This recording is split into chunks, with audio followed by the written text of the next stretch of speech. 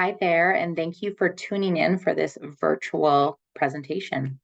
My name is Alicia, and I am an employer coach with Goodwill's EIA program. So that is Employer Inclusion Accelerator Program. Today, the topic I will be chatting about is natural and external supports. So hopefully by the end of this presentation, you get a better understanding really about how much we use natural and external supports.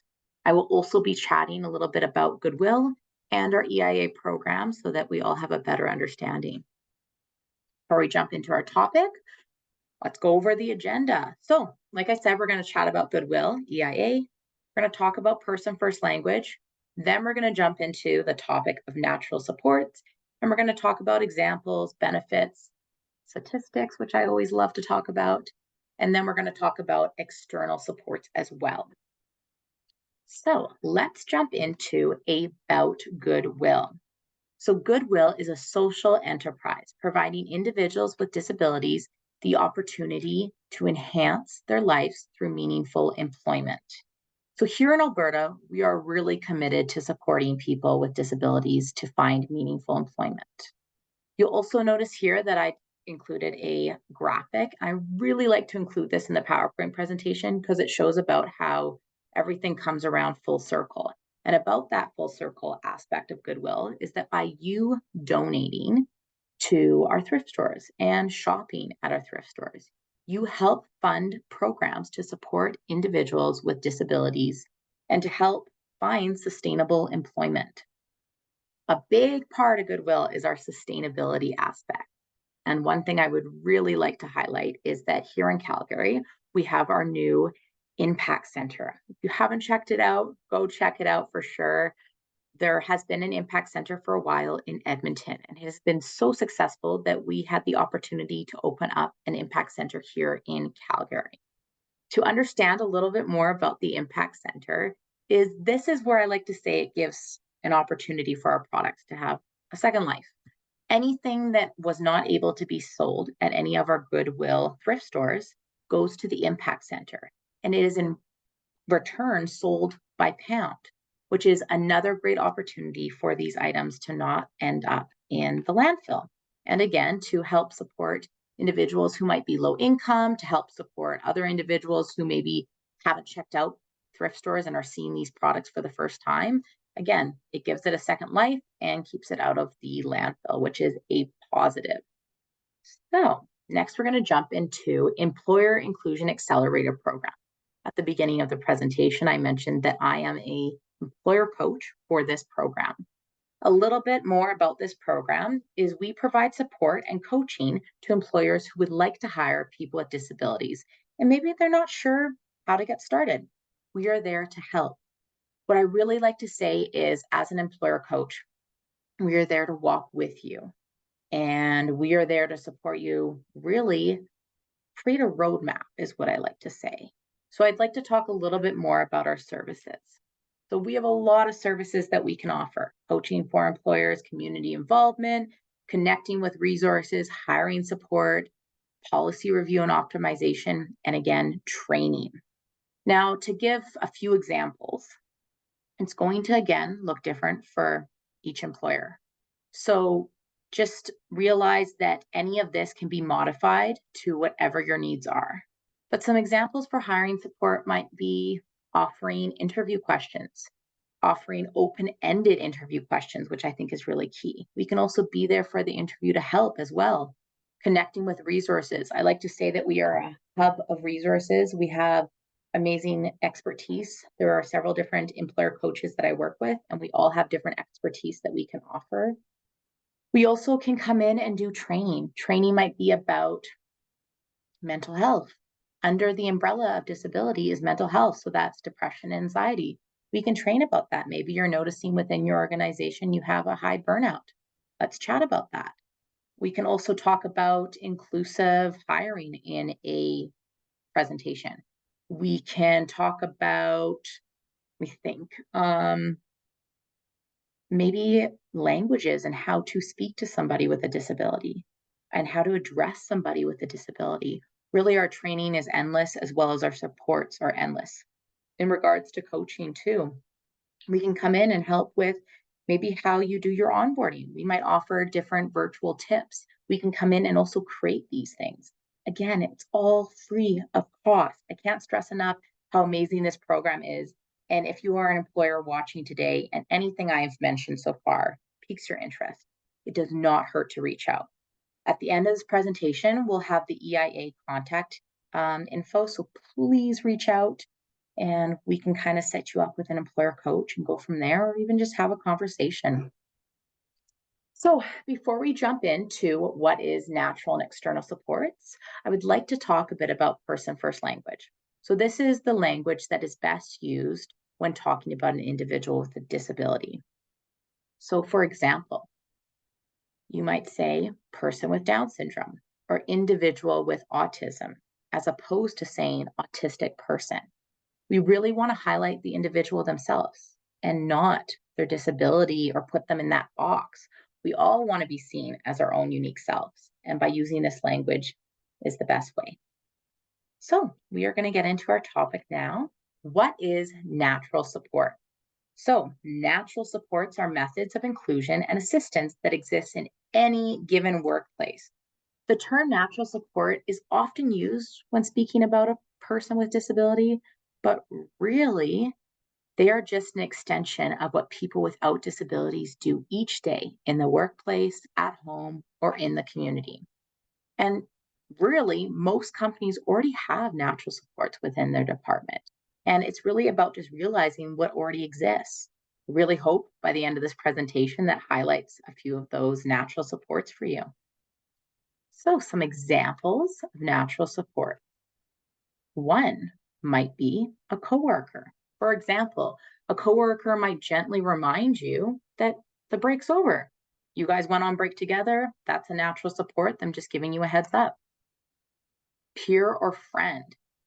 How many times would you say throughout the workday you talk with your peer or friend? Maybe you go to lunch with your peer or friend. And during that, you're going to discuss work. You're going to talk about some challenges you're dealing with. You're going to ask for some advice right there. That's a natural support. Procedures. So, example for procedures might be a colleague helping an employee with a disability fill out an onboarding form. That's a natural support that already exists within the workspace. Tools. A tool could be a peer or supervisor who might help review a task list at the end of the day. Another natural support can actually be your supervisor. So your supervisor might check in throughout the day and say, hey, just so you know, I'm here if you need any help. I have an open door policy. Again, that right there is a natural support. They are offering support. Big one that I like to mention is culture. So really having your workplace align with your culture and your values, that helps. That's a natural support. I do also want to highlight that these supports allow an employee with a disability to engage in social rituals and to become a full member of the workplace. All employees with and without disabilities seek out help to get their job done. So, the top 5 benefits when it comes to implementing natural support. The impact of natural support is quite big. So, we're going to jump into that. And one of the benefits is inclusion and diversity. Natural support promotes an inclusive work environment where individuals with disabilities or diverse needs can fully participate. Another great benefit is improved job satisfaction. Natural supports create a supportive and inclusive atmosphere, leading to higher levels of satisfaction. And when the satisfaction of employees rises, that only helps to motivate and really shows in their work and how they're going to be performing. Another is employee enhancement. Employee engagement, really. So, natural support boosts employee engagement by fostering strong relationships and a sense of belonging. Another is increased retention rates. When employees feel supported and valued, they're more likely to stay with an organization. And on the other hand, this helps reduce turnover costs and really helps retain valuable talent. Positive work environment. So natural supports contribute to a positive work culture, promote teamwork, collaboration, and mutual support. This in hand creates a welcoming environment where all employees can thrive and have a sense of belonging. So, next, we'll talk a little bit about the impact of natural supports.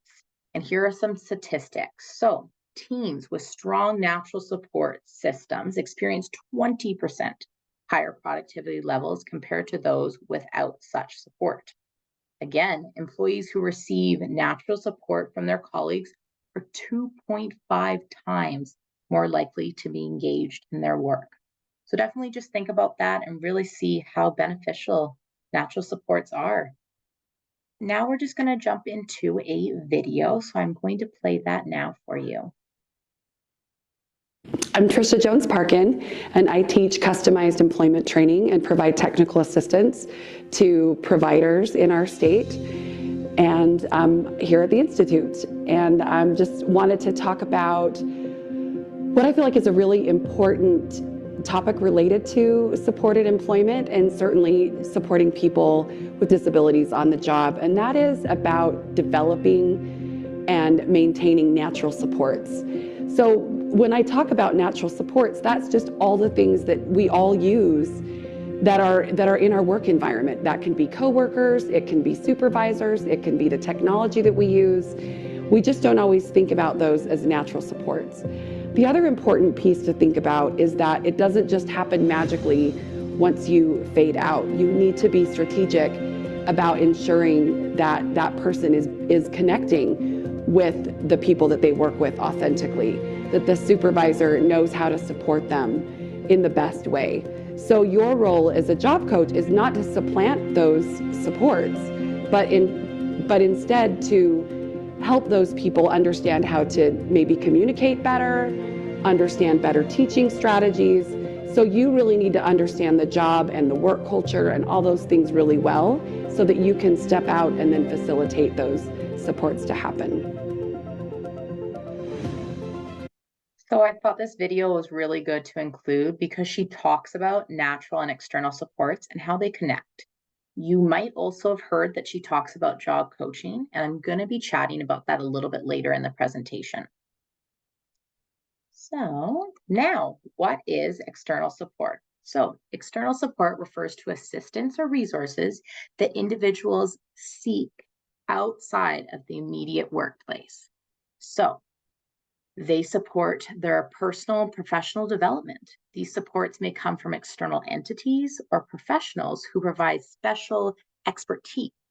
And to kind of highlight the EIA program is external support. We are employer coaches. We come with some expertise and we'll come into an organization and really help build some supports.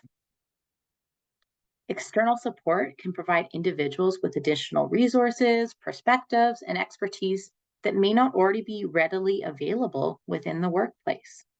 So, what are some examples? Well, let's see. So, professional networks. So, for example, professional networks would be engaging with industry associations, attending to conferences, or participating in professional development programs. This is an external support. It's not readily within the workplace. Another would be training and education. So participating in workshop, courses, seminar, you're getting a lot of resources and knowledge, but that is external from your workplace, but you're bringing it back. Mentoring programs. So partnering with mentors who can provide guidance, advice, and support based on their expertise. Another example is the employee assistant program. So a lot of organizations have an employee assistant program, which is wonderful. And yes, the workplace offers this, but these supports are external. For example, counseling, wellness and mental health. These services are still external, but they are supports. Supported employment programs. So this is a really good one to highlight. Supported employment programs are federally funded initiatives that provide job placement services and on-the-job training and ongoing support for individuals with disabilities. These programs partner with employers to create inclusive work environments and ensure the success of employees with disabilities. So an example here, a supportive employment program would be our EIA program. It also would be our OA team. Now, the OA team stands for Opportunity Accelerator. And when I showed that video before where the lady was talking about job coaches, this is kind of where our OA team comes in. Our OA team can come in and be on site with employers and new hires and really help with that coaching aspect, help with that individual to become a part of the work culture and workplace by just offering some tools and some support. Really, that hands-on support is what I like to say. Financial incentives. So financial incentives and grants are government agencies can offer financial incentives. This can be tax credits and grants to encourage employers to hire individuals with disabilities. These incentives can help offset the cost associated with accommodations as well, and also really boost employers to prioritize disability inclusion. Next, we're going to be talking about why utilize external support. So these supports provide the necessary resources to really create that inclusive workplace where employees with disabilities can thrive. First one here you'll see is access to expertise. So by leveraging external supports, employers tap into specialized knowledge and expertise in disability inclusion and accommodation. Accommodation and guidance. So external supports provide employers with expertise in assessing workplace barriers, identifying accommodations, and really implementing them. We also have networking and partnership. So this is still an external support. Networking enhances the employer ability to create an inclusive workplace through knowledge and sharing innovative ideas with others.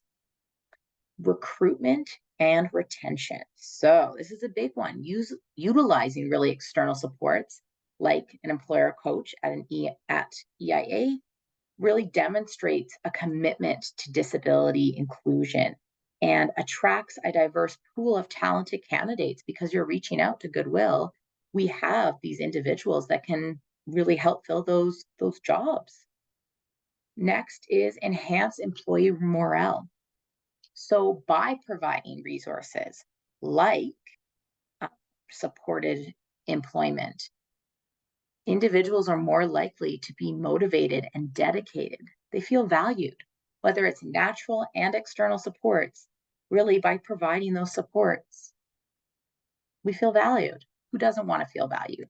And by an employer doing that, that really shows your staff that you value them and you see them.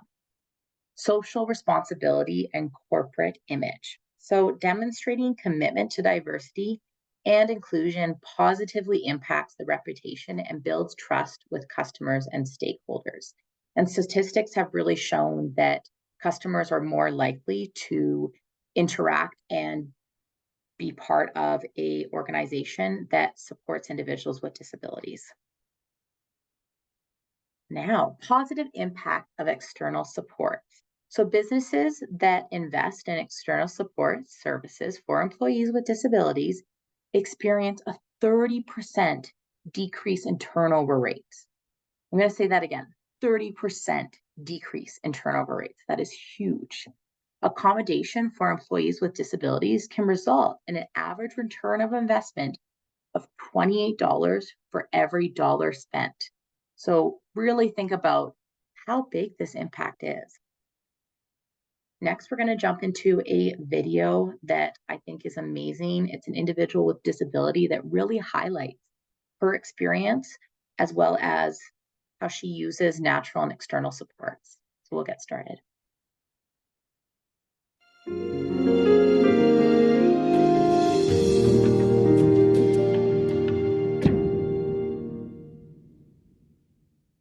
I have 2 graduate degrees, one in education and one in public health. I started a food justice nonprofit in New York City in 2016 that is still active and sustainable today. I launched a business, and within 1 year, I was successful enough to leave my full-time job. I am an international traveler and public speaker. And I am a proud disabled Latina woman. Are you thinking, but you don't look disabled? The easiest way to explain it is that I'm hard of hearing and wear hearing aids. I'm also blind. This might surprise you. Let me help everyone out here. Make sure I look more like the world's idea of blindness.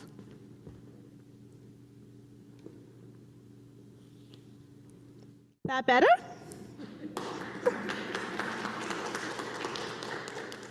This is what blindness looks like, right?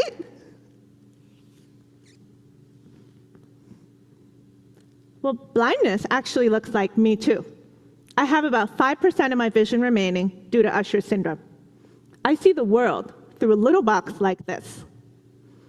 While I still have some usable vision, I also benefit from using a white cane. 7 years ago, I interviewed for a job in Midtown New York City. Come with me through this experience so that you can understand what it was like. We leave our apartment early to make sure we have plenty of time to travel to the interview, because learning a new route is stressful. When we find the office building, we enter the lobby and scan the area for the elevators. We look for people lining up, because that's how we find the elevators. When an elevator arrives, we let others enter first, because we don't want to bump into anybody by accident, because we don't have peripheral vision and can't see to the sides. When we arrive to the 5th floor, we find the office door. It's not open. We scan around the door for a button or doorbell. There it is. We push the button and cautiously walk inside. To the right is a reception desk. We walk slowly towards the desk. Whoosh! Somebody just walked right in front of us in the hallway. We didn't see them. Bumping into them would have really thrown us off. After signing in, we sit down in the waiting area. We start to scan the area around us and get a sense of the office layout. We start to feel more comfortable. That is, until the interviewer comes over to greet us. We know we cannot miss their handshake, or else we would not make a good first impression.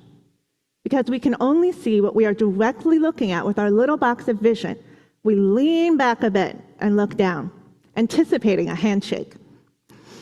Success. The interviewer asks us to follow them. We follow behind slowly to make sure we do not bump into anything. When we arrive to a small office, we quickly scan the room for obstacles. We take a few steps towards the chair, place a hand on the seat of the chair to confirm it is where we think it is, and then sit down. We exhale a sigh of relief. Now we are finally done with navigating all of the obstacles. We raise our chin up to face the interviewer confidently. Now our brain can focus solely on communicating why we are the best fit for this role, our dream job. Like many disabled people, I hid my disability during the interview process. Thanks to the work of disability rights activists, the Americans with Disabilities Act was passed in 1990. Because of this, I am protected by the ADA from discrimination due to disability in the workplace. But I was still scared. If the employer knew about my blindness, they might have thought, she will be an expensive employee. She can't do the field work required for this role. The employer could have assumed what my capabilities were, what my limitations were, without asking me and without understanding my actual lived experience. I bet you've heard that honesty is the best policy. But is it really the best policy when it comes to disclosing a disability, when that could be the reason you don't get hired? While it is illegal, discrimination is still happening. According to the US Bureau of Labor Statistics, in 2021, disabled people were about 2 times more likely to be unemployed than non-disabled people. Many disabled people have disabilities that are not possible to hide or conceal in the interview process. But some of us have a choice. Should we disclose our disabilities? Some people think disabled people should always disclose in the interview process. Their response to discrimination and not getting hired? You didn't want to work there anyway. You didn't want to work at a place that discriminates against disabled people. But the problem that many disabled people face is that discrimination is so common that they don't feel they'll get any job if they disclose. These disabled people say, I need to work. I need a job to pay for my expenses. I can't afford to lose these opportunities. I asked some disability employment lawyers what their recommendations were. Both lawyers that I spoke to advised that disabled people should not disclose until after they are hired if they're able to do so. They wish they didn't have to recommend this, but ableism and discrimination are still commonplace in our society. Disclosing is such a personal decision. In a 2019 Harvard Business Review article, they cite a study that found that only 21% of disabled employees disclosed to HR. According to 2018 data from the CDC, 1 in 4 adults in the United States is disabled.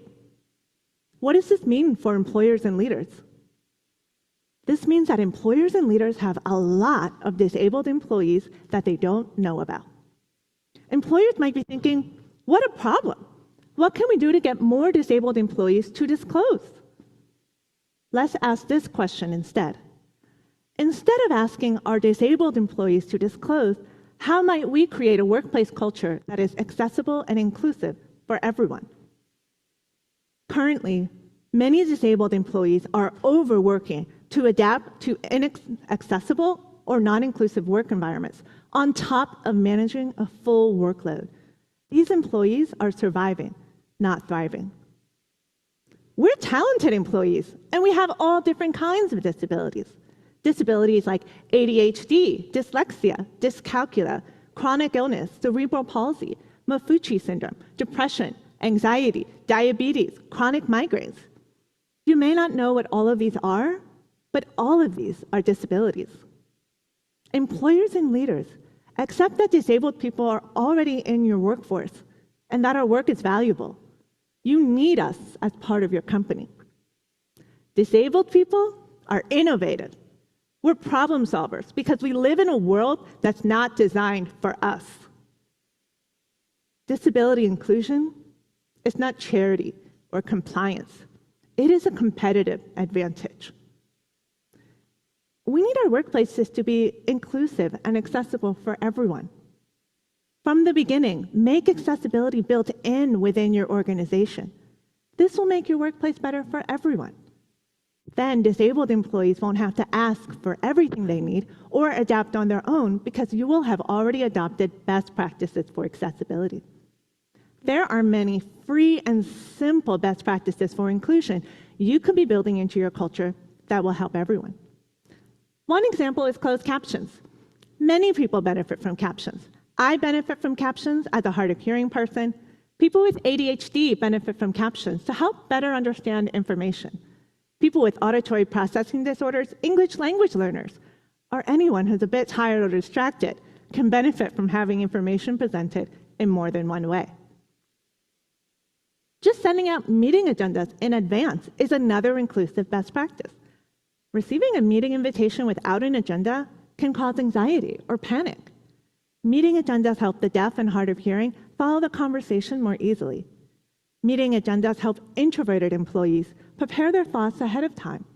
And they help anyone who benefits from having more time to process information. Sending out meeting notes or a summary after a meeting has concluded is another inclusive best practice. Meeting notes help ensure that the deaf and hard of hearing don't miss any important action items or decisions. Meeting notes help those with memory issues or learning disabilities. And they help any busy person who can't find their notes.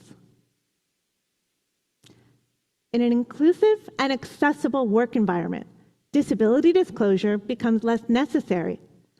Knowing why someone needs a certain kind of support is not as important as actually providing that support. Let's all recognize that disability is just a part of the natural diversity of humankind. It is common, it is normal, and as we age, it is a part of life. Disabled people do not exist in some other part of society. We may not look like what you think disability looks like. We're right next to you. We're in front of you. We're on stage giving TEDx talks.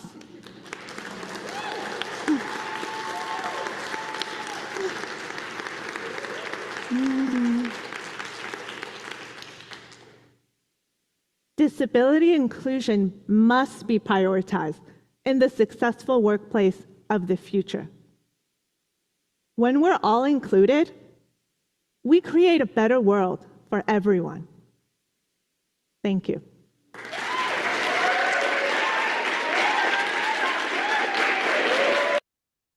Well, I hope you all enjoyed that video. Next. There we go. We're just going to kind of wrap everything up and how it all connects. So natural and external supports. Natural and external supports are essential elements in creating an inclusive and supportive work environment. A big thing to remember is natural supports already exist within an organization, and external supports are those that we seek outside of our workplace. So this brings our PowerPoint and presentation to an end. So please, if you are interested in connecting and anything I mentioned at the beginning of the presentation about our EIA program, feel free to take a photo, write this down if you'd like. Our email's here as well as our phone number. We will connect with you, really hear your needs and walk with you, like I said. Our next presentation is on inclusive leadership, the hows and the whys. So we'd love for you to join for that on July 13th. And if you have any additional questions, please reach out. Thank you again so much. Bye.